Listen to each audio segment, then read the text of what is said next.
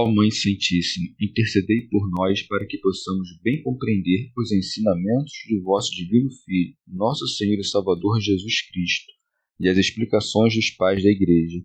Ó Virgem Imaculada, ofereço-vos este trabalho e peço que abençoeis aqueles que o ouvirem, e que seja para a maior honra e glória de Deus. Amém.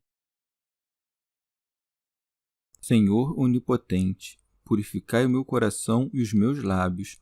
Vós, que purificastes os lábios do profeta Isaías com o carvão em brasa, e dignai-vos, por tal modo, purificar-me com a vossa misericórdia, para que possa dignamente anunciar o vosso santo Evangelho. Por Jesus Cristo nosso Senhor. Amém. Senhor, abençoai-me.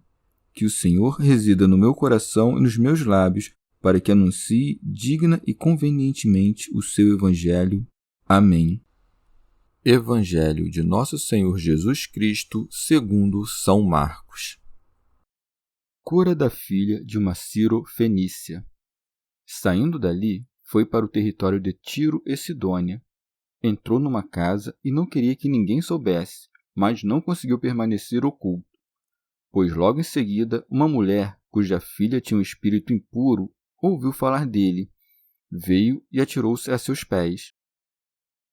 A mulher era grega, Ciro-fenícia de nascimento, e lhe rogava que expulsasse o demônio para fora de sua filha.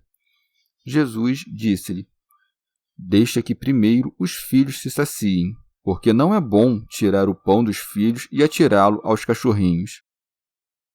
Mas ela, respondendo, disse-lhe: É verdade, Senhor, mas também os cachorrinhos comem debaixo da mesa as migalhas dos filhos. E ele lhe disse: Pelo que disseste, vai, o demônio saiu da tua filha.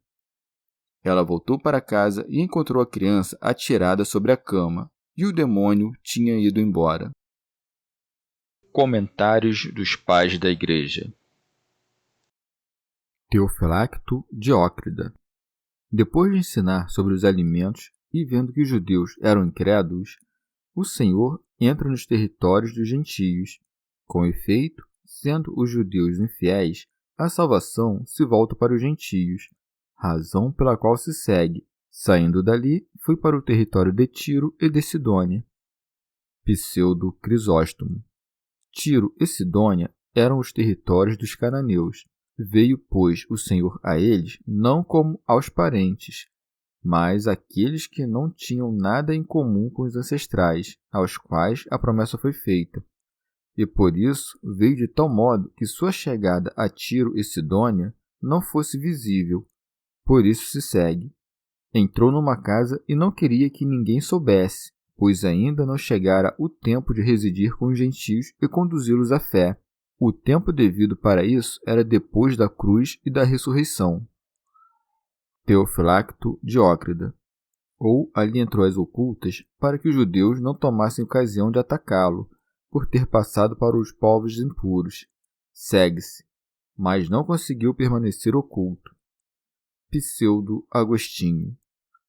Se ele quis e não pôde, parece que sua vontade é fraca, mas é impossível que a vontade do Salvador não se cumpra, nem pode ele querer o que sabe que não deve ocorrer.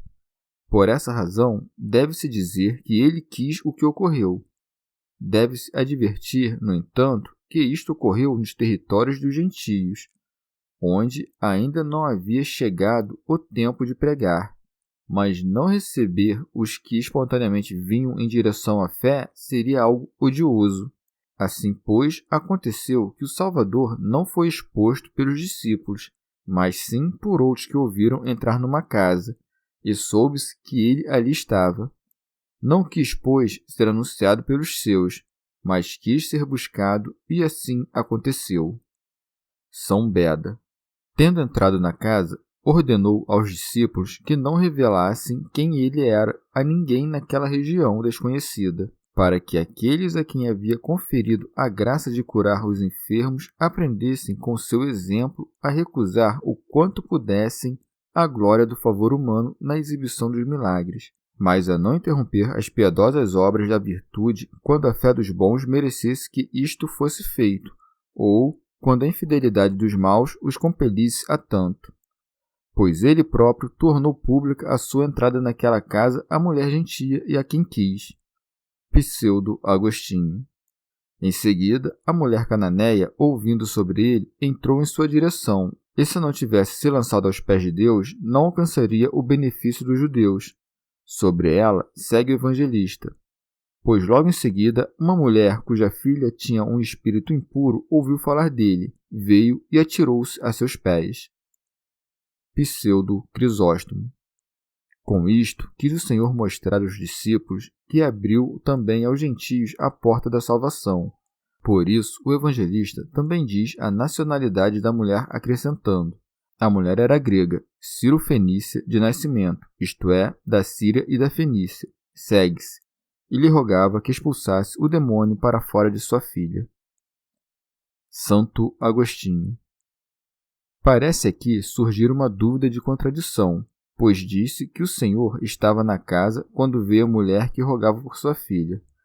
Mas, uma vez que Mateus diz que os discípulos sugeriram ao Senhor: despede-a porque vem gritando atrás de nós, não parece significar outra coisa senão que a mulher emitiu gritos suplicantes atrás do Senhor enquanto ele andava. De que maneira, pois, pensaremos que isso aconteceu na casa, a não ser que se deva compreender que Marcos disse que ela entrou onde Jesus estava, tendo antes dito que ele estava numa casa? Mas, uma vez que Mateus disse: ele, porém, não lhe respondeu palavra, deu a entender que Jesus saiu daquela casa em silêncio. E assim, todo o resto se entrelaça e não há nenhuma discordância. Segue-se. Jesus disse-lhe: deixa que primeiro os filhos se saciem. São Beda. Como se dissesse: no futuro também vós, gentios, alcançarão a salvação, mas antes convém que os judeus, que pelo mérito do antigo amor costumam ser contados como filhos de Deus, sejam restaurados pelo pão celeste. E assim, finalmente convirá ministrar aos gentios o alimento da vida. Segue-se. Porque não é bom tirar o pão dos filhos e atirá-lo aos cachorrinhos. Pseudo-Crisóstomo. Disse isso não por faltar-lhe o poder de fazer o bem a todos, mas porque seu benefício distribuído aos judeus e gentios, que não tinham comunhão entre si, produziria uma provocação. Teofilacto Diócrida. Chama os gentios de cães, pois eram julgados sacrílegos pelos judeus, e de pão o benefício que o Senhor prometeu aos filhos, isto é, aos judeus. O sentido é, pois, o seguinte: não convém que os gentios tomem antes parte do benefício que foi prometido primeiramente aos judeus. Por isso, contudo, o Senhor não lhe deu ouvidos imediatamente, mas guardou a graça para mais tarde, para também mostrar a fé perseverante da mulher e para que aprendamos a não desistirmos imediatamente quando oramos, mas a insistirmos até que recebamos a graça. Pseudo-Crisóstomo. Semelhantemente, fê-lo também para mostrar aos judeus que não concedia a saúde de modo igual a eles e aos estrangeiros, e para que, uma vez publicada a fé da mulher, se tornasse mais patente a infidelidade dos judeus. A mulher, com efeito, não se indignou, mas com grande reverência confirmou as palavras do Senhor. Por isso se segue. Mas ela, respondendo, disse: é verdade, Senhor. Mas também os cachorrinhos comem debaixo da mesa as migalhas dos filhos. Teofilacto Diócrida. Como se dissesse: os judeus têm o pão inteiro, isto é, pão descido dos céus, e também teus benefícios. Eu peço as migalhas, isto é, uma pequena parte do benefício. Pseudo-Crisóstomo. O fato de ela se julgar da categoria dos cães é algo próprio da reverência, como se dissesse: considero também uma graça estar entre os cães e não comer da mesa alheia, mas da própria mesa do Senhor. Teofilacto Diócrida. Uma vez que a mulher respondia de modo sapientíssimo, obteve o que desejava. Por isso se segue. E ele lhe disse: pelo que disseste, vai, o demônio saiu da tua filha. Não disse: meu poder te salvou, Mas por esta palavra, isto é, por tua fé, que se expõe com esta palavra, vai, o demônio saiu da tua filha. Segue-se. Ela voltou para casa e encontrou a criança atirada sobre a cama, e o demônio tinha ido embora. São Beda. Por conta da fala humilde e fiel da mãe, o demônio saiu da filha. Aí se dá o exemplo de catequizar e batizar as crianças, pois certamente, pela fé e confissão dos pais, os pequenos são, no batismo, libertados do diabo, eles que ainda não podem por si mesmos saber ou praticar nada de bom ou de mal. Pseudo Jerônimo. Em sentido místico, a mulher gentia que roga pela filha é nossa mãe, a Igreja Romana. Sua filha endemoniada é a nação ocidental bárbara, cuja fé fez do cão ovelha. Já o intelecto deseja tomar as migalhas espirituais, não o pão inquebrado da letra. Teofilacto Diócrido. Quando cada um de nós pecamos, nossa alma é aquela mulher. Esta alma tem a filha enferma, isto é, os maus atos. Esta filha tem um demônio, pois os maus atos são próprios dos demônios. Na qualidade de pecadores, são chamados de cãezinhos, repletos de imundícies. Razão pela qual não somos dignos de receber o pão de Deus, ou de tornarmos-nos partícipes dos imaculados mistérios de Deus. Se, no entanto, pela humildade, tomamos conhecimento de que nós mesmos somos cãezinhos e confessamos nossos pecados, então a filha, isto é, o mal agir, será curada.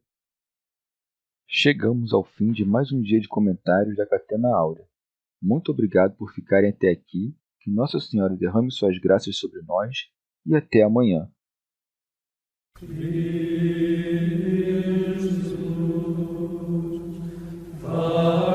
Jesus,